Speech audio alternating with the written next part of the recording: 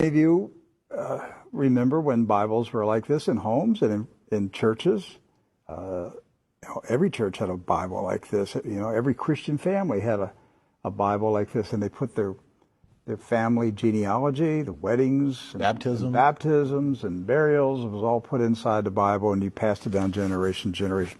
This particular Bible was published in 1905.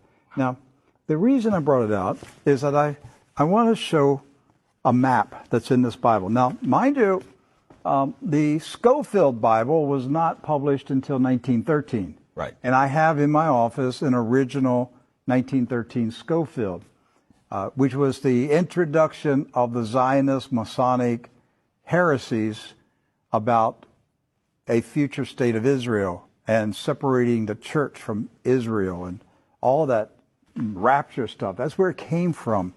It was a Masonic Zionist heresy that was introduced into the American churches in 1913. This is a 1905 Bible. Pre-Scofield. Pre-Scofield, with no Scofield notes in it.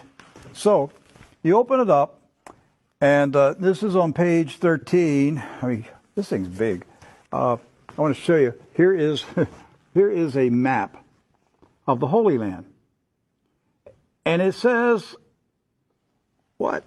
Oh, Palestine of the Holy Land. They misspelled Israel. No. Palestine. Palestine. Huh. And all these Christian Zionists that tell me, Rick, there's never been a Palestine. All right, so here's a still. There it is. Let's zoom in and show you here. Yeah.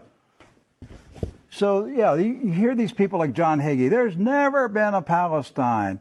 Well, look at this Bible map from 1905. And most Bibles, yes, from then had a map of Palestine. And Palestine is in the Bible itself, in the Old Testament.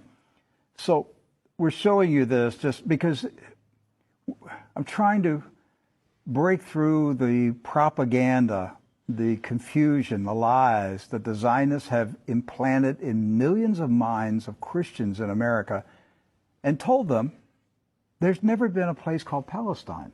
But I have a map, Rick. Right there it is. So, with that in mind, do you know who lived in Palestine? Palestinians? Palestinians. I got that one right. Palestinians. And Palestinians were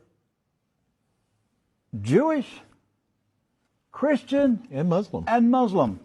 Right. They weren't a particular faith. They were citizens of a particular country. Palestine.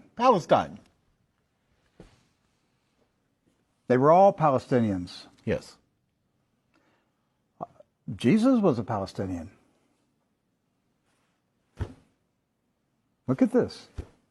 Okay? So Israel has never meant a political country. It's always meant the people of God. Yes. The called out ecclesia, the people of God. That's what Israel means. It's not a political country. With that in mind, we're going to show you some of the scenes of the violence that's taking place in Palestine this week, because here's what's happened following the 1917 Jewish Bolshevik Revolution in Russia, where the Jewish Bolsheviks went in and slaughtered the Romanov families in a satanic ritual, imposed communism on Russia, killed hundreds of thousands, literally millions of Christians, hundreds of thousands of Christian Orthodox pastors, and burned their churches, and just a horrible attack on the Russian church in 1917 and afterwards. Then they began to infiltrate Palestine in the 1920s and the 30s.